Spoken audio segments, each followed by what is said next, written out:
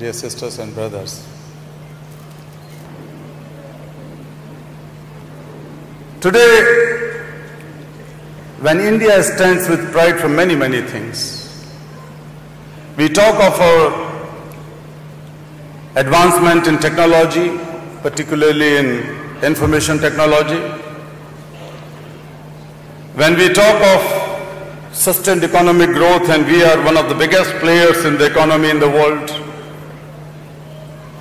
We talk of our old heritage.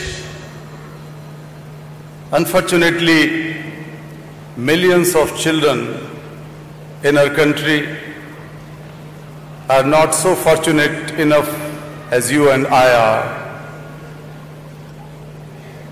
Millions of them must be working now in the mines and factories. Many of them are sold and bought like animals. Many of them are confined to workplaces inside houses.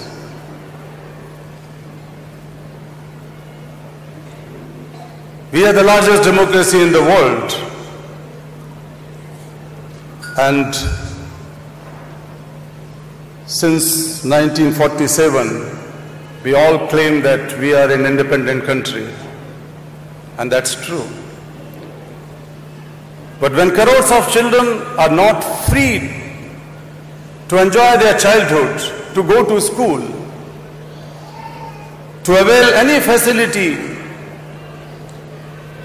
or any right which has enshrined in our constitution, then we have to ask ourselves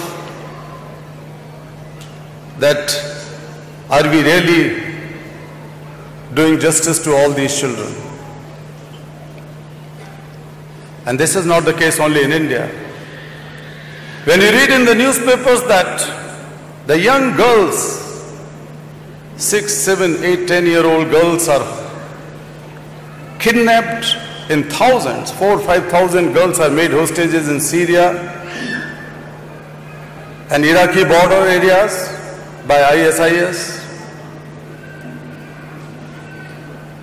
Some of these girls are sold for slavery, sex slavery, in less than a price which is less than a cigarette pack. And if they are not able to perform well, there is an open grave prepared ready for them, and they are put into those graves live. Young boys, you might have seen pictures that 10, 12-year-old boys are given guns in their hands to kill the suspected terrors of this outfit. The traitors, suspected traitors. And if they are not able to kill them, they are buried alive. I have been the part of a campaign to find out the girls who have been kidnapped from a school, rather two schools in Nigeria by a group called Boko Haram, and nobody knows their fate because after a year or so we don't know where these girls have gone to. Some of them who escaped, they told the horrifying stories, how they have been treated by those terrorist groups. I go to the countries like Africa. I've been working in over 100 countries. And when I meet the young boys in a village who produce cocoa beans, and all of you know about chocolate, most of you have tasted chocolate in your life, and most of the children in the world love chocolates. But when I was talking to those boys and girls also, that how do you like chocolate? A 15-year-old replies, what are you talking about? What chocolate is? I tried to explain that it's a sweet thing like bar, like candy, you can eat and enjoy. And these children reply, we have no idea about chocolate. These children who are working from day in and day out to produce cocoa beans in the farms, in the fields, in all odd seasons, odd weather, they have no taste of chocolate in their life. Their childhood is robbed, their freedom is robbed, their future is ruined. They had no idea about chocolate, and they are producing that thing which is used to produce billions of worth chocolates. I was talking to a group of children in Pakistan, those who were stitching footballs, and I noticed that a young boy, he made some mistakes, and sometimes the needle goes to his fingers while stitching football, and he sucks the blood and started working again. And I sat close to him and I asked, my son, what is your dream in life if you are freed from here and given opportunity to go to school?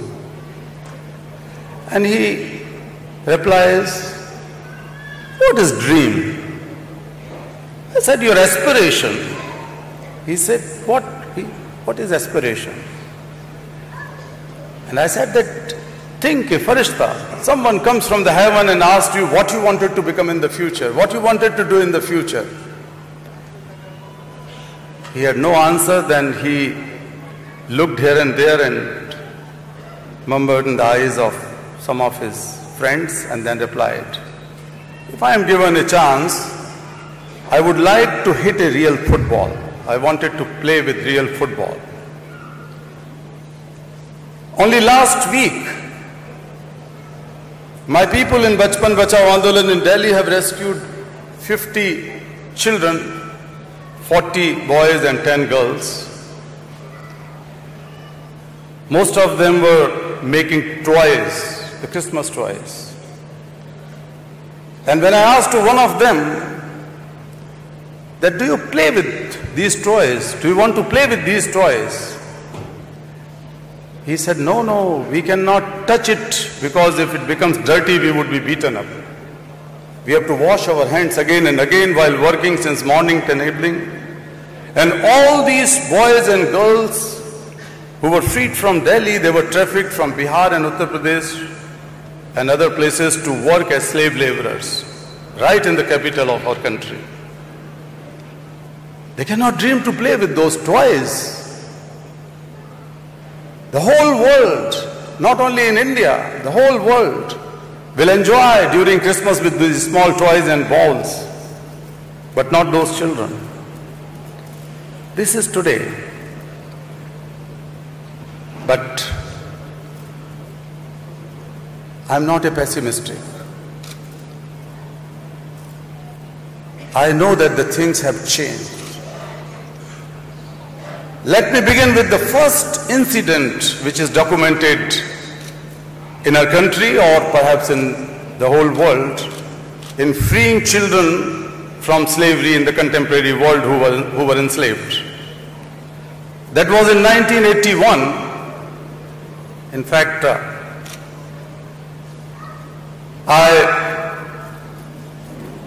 as you have heard, that I started my career as an electrical engineer. I taught in the university for about a year and a half. But something which was close to my heart, which was my passion, was to work for the most needy and deprived children. So I gave up my career, which was not easy those days in late 80s or late 70s or early 80s. And I had no idea, because there was no one who was working on this issue, because this issue was not yet identified as a problem. Even the United Nations Convention on the Rights of the Child was adopted only in 89, almost a decade later. So the notion of child right was not yet articulated and adopted by the international community. And that's why most of the governments did not have specific laws to protect children, as the children have their rights that was not yet adopted in the statutory books. In constitutions there were things here and there, but not as the international convention. So I started with a magazine in a small way, That was a Hindi journal called Sangharsh Jari Rahega, struggle shall continue. It was devoted for the cause of these children and women because this issue did not get the highlight or any place in the mainstream media those days. So one day, a desperate father knocked my door in my office. My office was in the backside of a room in a small balcony, and I was the chief editor, I was the publisher, I was the photographer, I was the reporter, I was the page maker, and I was the distributor of my magazine. One man magazine, one man effort. So when this man came, I opened the door and came all the way from balcony, crossing the room to outside. He asked the address, and I said that yes, you are at the right place, and listening this, he fallen down and he got fainted. I called him in, I offered some tea and water, and I was shocked to hear his story. His name was Wasal Khan. Wasal was lured away along with his newly married wife 17 years earlier. I'm talking about 1981, and he was lured away 17 years earlier to work at a brick kiln in Punjab. His native village was in Uttar Pradesh, in Aligarh. During those years, they were not paid anything, but they were not allowed to leave that place. Their children were born and grew up there. And their eldest daughter, 15-year-old Savo, was to be sold to a brothel, and the brothel agents were coming and negotiating the price. Father ran away sometime in the middle of the night, took the risk unknowingly where the truck was leading to. He got into a truck, brick-loaded truck. And the truck came to Chandigarh, where he met a person by chance who was the subscriber of my magazine. And he suggested to go and publicize the story. So dear sisters and brothers, when I was writing his story as a journalist, I forgot when I gave up my pencil and paper, and I started thinking, if she was my daughter, what would I do? If Savo was my own sister, what would I do? I would hold the whole world upside down. I will do every possible thing to free my daughter or my sister. I asked Wasal, don't worry, I am going to liberate your daughter. He said, no, not possible. These people are very powerful. I brought him to my home. I asked my wife, who is sitting here, Sumedha. We were living in a small room. After giving up my career as engineer, we didn't have money. We were depending on our friends' donation to run the magazine and our food.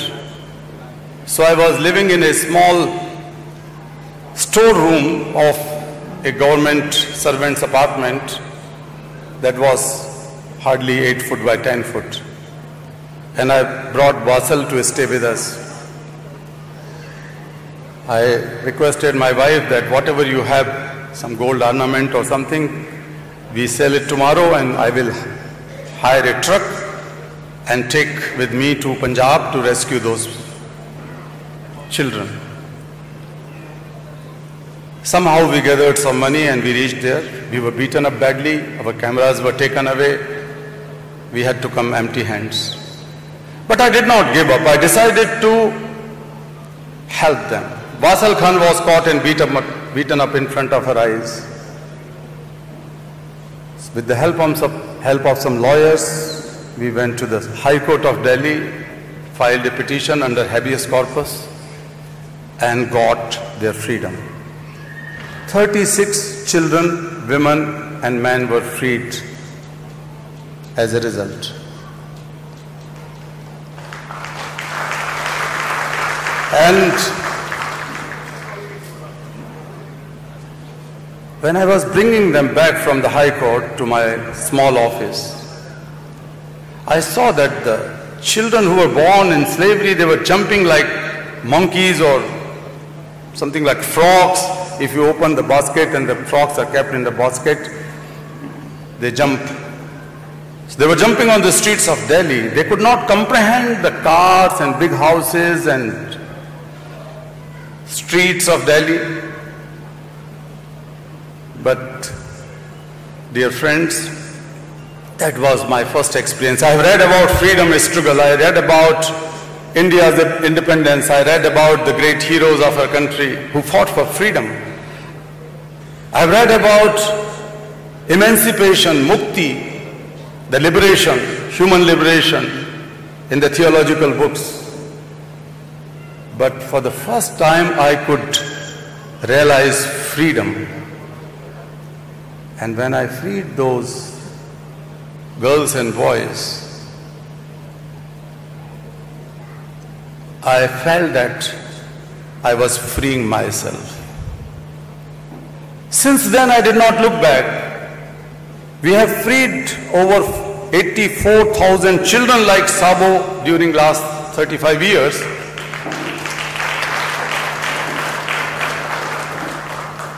And each time when I see the first smile of freedom appears on the face of a child,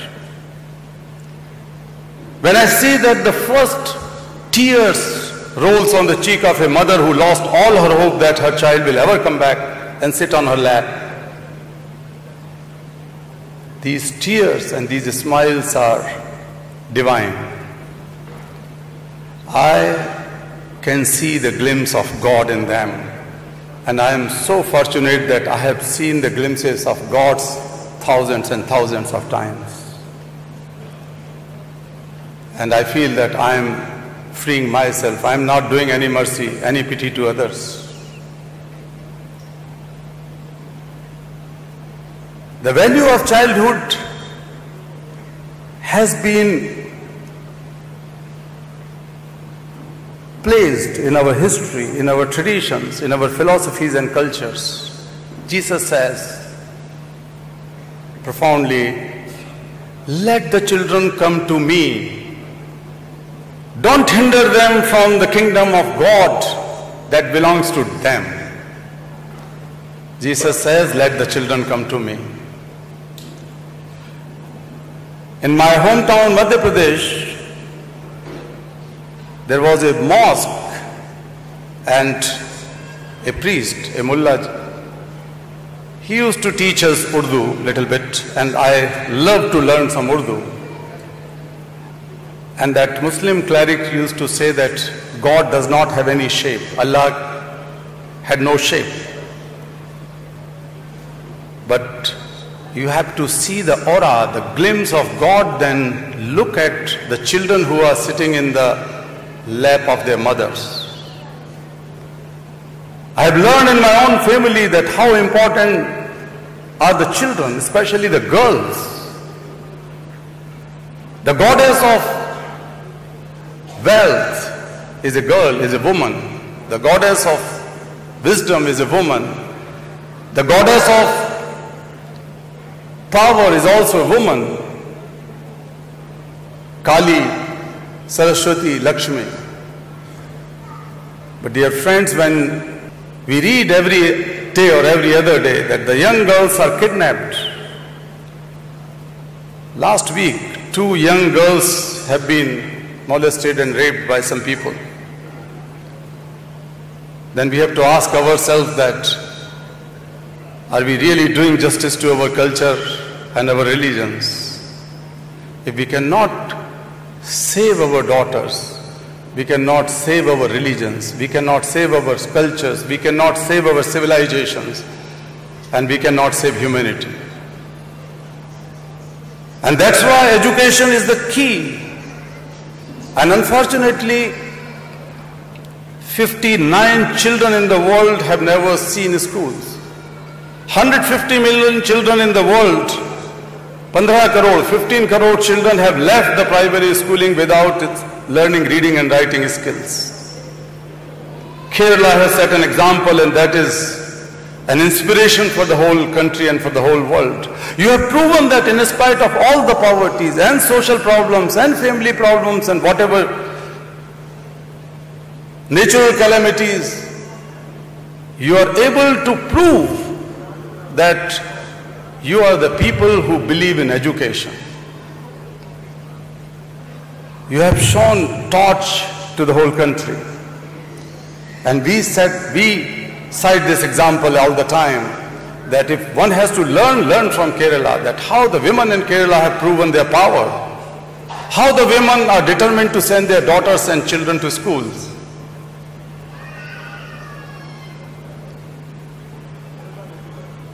Education is a fundamental right. That is the key to rest of our life. That is the key to rest of our rights and all the opportunities in the future.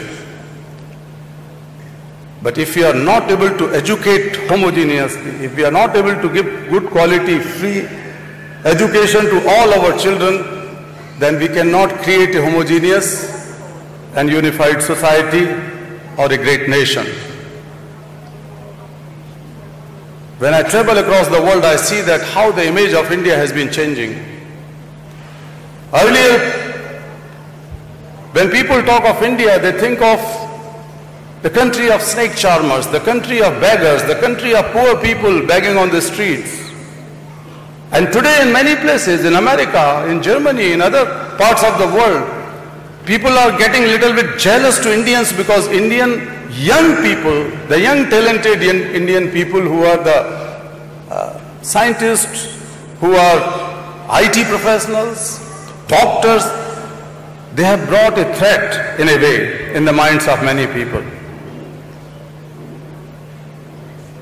I was in Harvard 2 days ago, and I was told by the president of Harvard that 50 years ago you can hardly find any Indian sitting in this big hall.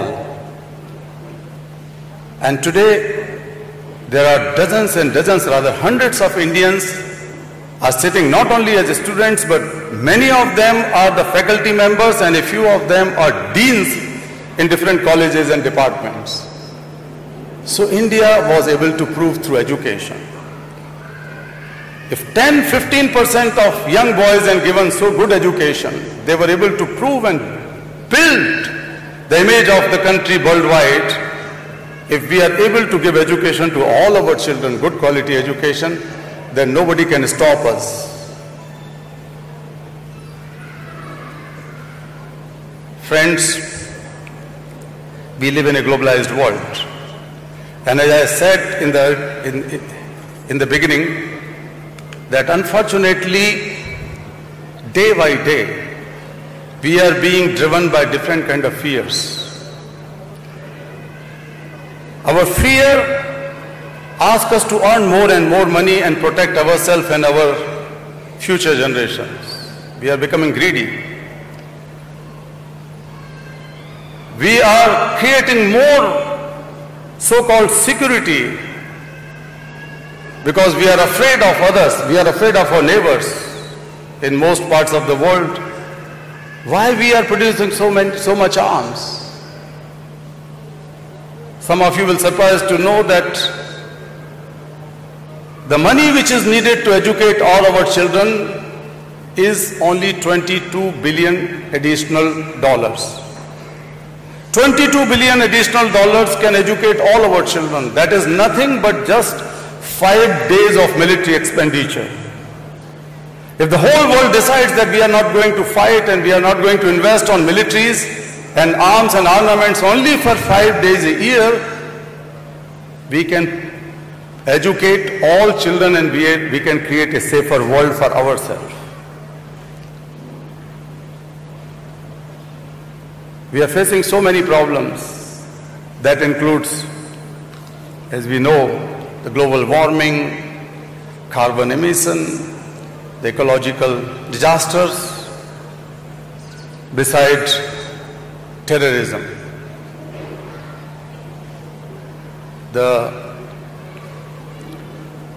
The old saying was that if your neighbor is hungry, you cannot rest in peace. But today's reality is that if your neighbor is illiterate, ignorant, you cannot even sit in peace. We have to bring education to all, because if we are not able to educate our children scientific, rational education, then they are most vulnerable to be picked up by the fundamentalist forces as we see. I was talking for many years with my friends in US and other places that invest more on education. That is the biggest safeguard from Afghanistan, from Syria, from Iraq, from other places. Investment on education is the best investment for defense. The world is globalized every minute. As Mr. Ibrahim was pointing out, that the social media is so fast. Of course, I'm not on the Facebook or any kind of thing except Twitter, but my wife Sumedha is the one who is always on it. So thanks to the power of women that they wanted to remain connected with their family and friends and neighbors and the rest of the world. Dear friends, we are connected through many ways. We are flying in a couple of hours from one to another place, and hundreds of thousands of flights connect us every day across the world. You don't know that the goods you are using, shoes or clothes or other things, they might have been produced in which part of the world, that different part of the world. We are connected through economy, through social media. We see the globalization of markets and economies and knowledge, everything. But when it comes to the globalization of human compassion, we are still meager. Sometimes I see that the people are becoming more and more selfish in many parts of the world. The young people are becoming selfish because they are in a competition where the opportunities are less, and the number of people who are aiming at them is quite high. And that is making young people quite self-centric. But the young people have tremendous power in them. They are idealistic, they are enthusiastic, they are hungry to do something good for the society, but perhaps we elders are not able to provide them a platform. Our faith institutions and leaders, our governments are not able to give them such a better alternative which can connect them with the rest of the world, not only through technology, but through the human compassion. We have to see that how we can harness the power of young people to globalize compassion. We have to see that how we can build up the sense of mutual responsibility, mutual respect, and eventually a global citizenship. Because we are living in a world which is so much interconnected, we cannot live in isolation. And that's why we need the families like yours. The values which you possess for so many years are so important to get rid of these threats of intolerance, fear, and selfishness. As I said at the outset, that I would love to be connected with the family, and it would be my interest, and some of my staff members are also here, and I would tell them that please see that how I can know more about what you are doing in the world to carry forward these values which are keeping yourself intact. Perhaps there could be some literature about it, that what keeps you so intact. Maybe this annual gathering, you come from all across the world and interact with each other, and that helps a lot. I will also talk to others that actually I will try to organize something, not such big, but a smaller thing with maybe 30, 40 people of my family, And I will tell that I have learned from you, from here. So, with these words, I would thank you once again. I have faith in you, I have respect for you, and I seek blessings from all of you. Thank you very much.